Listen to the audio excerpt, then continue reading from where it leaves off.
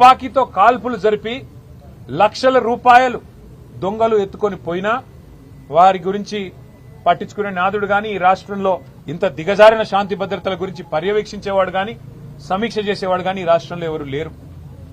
చివరికి ఎంత దారుణం అంటే గంజాయి స్మగ్లర్లు ఈ రాష్ట్రంలో ఒక ఎక్సైజ్ కానిస్టేబుల్ ను బండి ఎక్కించి ఆ అమ్మాయిని చంపేస్తే కూడా ఈ రాష్ట్రంలో అడిగే నాతుడు లేడు, పట్టించుకునే వాడు లేడు. ప్రభుత్వం నుంచి స్పందన అనేది సున్నా. అంటే ఎంత దయనీయమైన పరిస్థితుల్లో ఈ రాష్ట్రంలో శాంతి భద్రతలు ఉన్నాయో దీన్ని బట్టే చెప్పొచ్చు. సమ్మక్క సారక్క జాతర కోట్లాది మంది ప్రజలు గొప్ప జాతరగా తెలంగాణ కుంభమేళగా జరిగే అద్భుతమైన పండుగ, తెలంగాణ ప్రజలకు అత్యంత ప్రీతిపాత్రమైన పండుగ. అలాంటి పండుగలో అధ్వాన్నమైన ఏర్పాట్లున్నాయని చెప్పి అక్కడ భక్తులు తిరగబడుతుంటే, అక్కడ భక్తులు ఇవాళ చివరికి మంత్రుల అద్దాలు ధ్వంసం చేస్తుంటే, మంత్రుల కార్ల అద్దాలు ధ్వంసం చేస్తుంటే ఎంత అధ్వానంగా ఈ రాష్ట్రంలో ట్రాఫిక్ నిర్వహణ, శాంతి భద్రతల నిర్వహణ, కనీసం ప్రజల మనోభావాల్ని గౌరవిస్తూ తెలంగాణ కుంభమేళాలో కనీస ఏర్పాట్లు కూడా చేయలేకపోతే సమీక్షించేవాడు లేడు. ఎక్కడున్నారయ్యా ముఖ్యమంత్రి గారంటే గాలి మాటలు మాట్లాడుతూ గాలి తిరుగుడు తిరుగుతా ఉన్నారు. రాష్ట్రంలో మాత్రం లేరు. ఇవాళ మాకు అర్థమైంది ఏంటంటే ఈ వ్యవహారం మొత్తం చూస్తుంటే గత వారం రోజులుగా కాలక్షేపం ఏదైతే చేస్తున్నారో, ముఖ్యమంత్రి గారు తిరిగి తెలంగాణలో వచ్చే వరకు మరి గతంలో ఓ సినిమా వచ్చింది, హిట్ 1, హిట్ 2, హిట్ 3 అని 3 భాగాలుగా. అట్లాగే సిట్ 1, సిట్ 2 అని చెప్పి టైంపాస్ కార్యక్రమం చేస్తా ఉన్నారు. ఎందుకు చేస్తున్నారో వారికే తెలవాల, మాకైతే తెలియదు. కేవలం ఏదో జరిగిపోయినట్టు ఇదిగో పులంటే అదిగో తోక అని ఒక డ్రామా తప్ప ఏమీ లేదు. ఒకటి మాత్రం చివరిగా నేను చెప్పదలుచుకున్నా, కేసీఆర్ గారి మీద బురద జల్లాలి అనుకుంటే అది సూర్యుడి మీద ఉమ్మేయడమే అవుతుంది. అది తిరిగి వచ్చి తమరి ముఖం మీదే పడుతుంది రేవంత్ రెడ్డి గారు. ఇది గుర్తుపెట్టుకోండి. ఇక చివరిగా మీ చెత్త రాజకీయం, ఈ లీకులు, పనికిమాలిన విచారణలు 2 ఏళ్లు కాలక్షేపం చేశారు. 50-60 ట్రిప్పులు కొట్టినట్టున్నారు ఢిల్లీకి. ప్రతి వారం ఢిల్లీకి పోవాలి, కాంగ్రెస్ కు మూటలు సమర్పించుకోవాలి. కాంగ్రెస్ కు మూటలు ఇవ్వకపోతే కాంగ్రెస్ పెద్దలకు మీ సీటు పోతుంది. అట్లాగే ఢిల్లీలో ఉండే బీజేపీ పెద్దలను అర్ధరాత్రి దొంగరాత్రి వెళ్లి కాలు పట్టుకోవాలి. నా కేసులు దయచేసి పెట్టకండి, దయచేసి నేను అవసరమైతే భవిష్యత్తులో మీతో కలిసి నడుస్తా అని కాళ్లు పట్టుకోవాలి. ఇది ఒకటే మీకు తెలిసింది. ఈ 2 ఏళ్లలో మరి మీరు రాష్ట్రానికి సాధించింది ఏమన్నా ఉందా దయచేసి చెప్పాలని చెప్పి నేను రాష్ట్ర ప్రభుత్వాన్ని అడుగుతా ఉన్నా. బుద్ధి తెచ్చుకొని ఇప్పుడు అన్ని ట్రై చేశారు మీరు. కాళేశ్వరం అన్నారు, స్కామ్ అన్నారు. 93,000 కోట్లు ఖర్చు అయిన దానిలో 1,00,000 కోట్ల స్కామ్ అన్నారు. అట్లాగే ఫార్ములా ఈ కుంభకోణం అన్నారు, ఏదో జరిగిందన్నారు. విద్యుత్ విషయంలో ఏదో రిటైర్డ్ జడ్జి గారు, సుప్రీంకోర్టు జడ్జి మదన్ లోకూర్ గారు నేసి ఏదో సాధిస్తామన్నారు. మరి ఇప్పుడు ట్యాపింగ్ అంటూ 2 ఏళ్లుగా టైంపాస్ చేస్తున్నారు. ఒక్కొక్కటిగా ప్రజలకు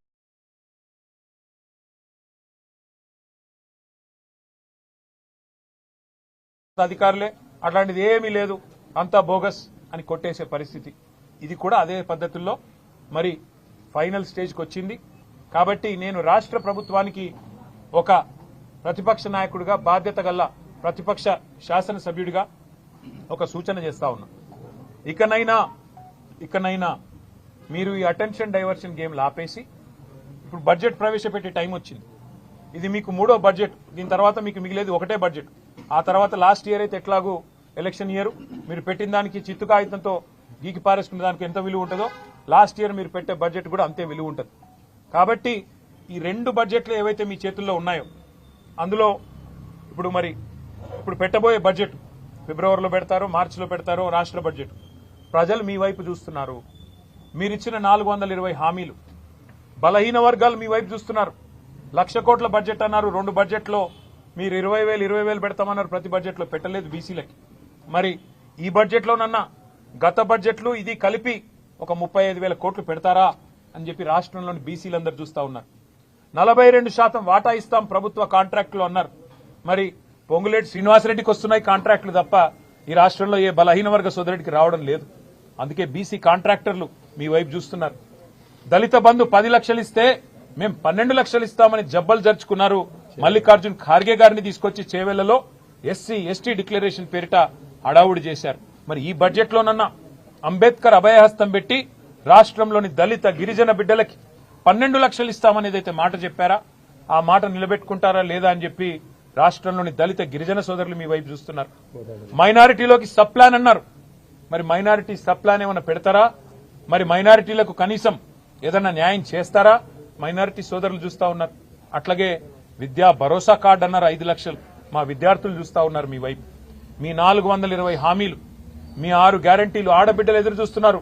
మహాలక్ష్మి నెలకు 2,500 ఎప్పుడు వస్తాయని. ఇవాళ మేము మున్సిపాలిటీలో ఇల్లు తిరుగుతుంటే బిడ్డ 2,500 ఎప్పుడు ఇస్తారు అని మమ్మల్ని అడుగుతున్నారు. అబద్దాలు చెప్పింది మీరు, అడుగుతున్నది మమ్మల్ని. ఇది ఈరోజు రాష్ట్రంలోని పరిస్థితి. ఇవాళ రాష్ట్రంలో ఈ పరిస్థితులుంటే మీరు గాలి మాటలు, గాల్లో విహారాలు, సిట్ల పేరిట కాలక్షేపాలు బంద్ చేసి బడ్జెట్ మీద దృష్టి పెట్టండి. రాష్ట్ర ప్రజలకు ఇచ్చిన 420 హామీలు, 6 గ్యారంటీలు, వాటి అమలును ఎప్పటి నుంచి మొదలు పెడతారు, ఈ బడ్జెట్లో ఎన్ని కేటాయింపులు చేస్తారు, మేం మాత్రం మిమ్మల్ని వదలకుండా రాష్ట్ర ప్రజల తరపున వెంబడబడతాం. తప్పకుండా ప్రజల తరపున అడుగుతూనే ఉంటాం. మీరు ప్రజలకు ఎంత బాకీ పడ్డారో బాకీ కార్డుల ద్వారా మేము ప్రతి ఇంటికి మున్సిపల్ ఎన్నికల్లో పోయి వివరంగా చెబుతాం. ఒక్కొక్క రైతుకి మీరు ఇవాళ 60,000 బాకీ పడ్డారు. ఒక్కొక్క పెద్ద మనిషికి, ఒక పెద్ద వయసులో ఉండే అవ్వకు తాతకు మీరు 52,000 బాకీ ఉన్నారు 26 నెలలకు గాను, నెలకు 2,000 చొప్పున. అట్లాగే రైతులకు, మహిళలకు 2,500 చొప్పున 60,000 బాకీ ఉన్నారు ప్రతి మహిళకి రాష్ట్రంలో. ఇవన్నీ కూడా చెబుతాము. బడ్జెట్లో తప్పకుండా మీరు ఇవాళ కేంద్రం నుంచి సాధించలేని నిధులు 60 సార్లు పోతిరి కదా, వారానికి ఒకసారి గాలి మోటార్లో పోతిరి కదా, చార్టర్డ్ ఫ్లైట్లు వేసుకొని మరి ఇవాళ అమెరికాలో సంచరిస్తున్నారు కదా. ఎవరి అబ్బసొమ్ము ఇదంతా? ప్రజల సొత్తు కాదా? తెలంగాణ ప్రజల సొత్తు కాదా? మీ సోకుల కోసం, మీ విలాసాల కోసం మీరు ఈరోజు చేస్తున్న ఈ కాలక్షేపం ఏదైతే ఉందో ప్రజలు అన్ని గమనిస్తున్నారు. ప్రజలు విఘ్నులు, చైతన్యవంతులు. పెద్ద ఆయన కేసీఆర్ గారిని 2 సార్లు తెలంగాణ ప్రజల చేత ఎన్నుకోబడ్డ ఒక పాపులర్ ముఖ్యమంత్రి. ఇవాళ తెలంగాణలో మనం ఉన్నామంటే ఆ తెలంగాణ సాధనకు ప్రధాన బాధ్యుడు, ప్రధాన నాయకుడు, ఉద్యమ సూర్యుడు కేసీఆర్. అట్లాంటి కేసీఆర్ గారి మీద మీరు చేస్తున్న ఈ చిల్లర ప్రయత్నాలు ఏవైతున్నాయో ప్రజలు గమనిస్తున్నారు. అన్ని గుండెల్లో పెట్టుకుంటారు. సరైన సందర్భంలో కాళోజీ గారు చెప్పినట్టు ఉప్పు పాతర వేసే బాధ్యత కూడా ప్రజలు తీసుకుంటారు. కాబట్టి మా నాయకుడు ఇవాళ ఇచ్చిన సమాధానాలతో సిట్టుకు అన్ని విషయాలు కూడా అర్థమై ఉంటాయి, తేటతెల్లం అయి ఉంటాయి. స్పష్టంగా ఏ తప్పు జరగలేదు, ఇదంతా కాలక్షేపం అని చెప్పి సిట్ అధికారులకు కూడా కళ్ళు తెరుచుకుని ఉంటాయని చెప్పి మేము భావిస్తూ, మరి పొద్దున్నుండి మీడియా కూడా పాపం చాలా ఇబ్బంది పడుతున్నారు. చాలా మిమ్మల్ని కూడా ఇబ్బంది పెట్టారు. 1000 మంది పోలీసులను పెట్టి మిమ్మల్ని నూకుతున్నారు, మా వాళ్ళని నూకుతున్నారు.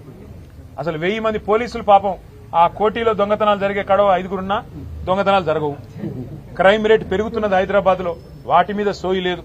ఎక్సైజ్ కానిస్టేబుల్లను గంజాయి స్మగ్లర్లు తొక్కుతుంటే సోయి లేదు. ఆ 1000 మంది పోలీసులను అక్కడ పెట్టి రాష్ట్రంలో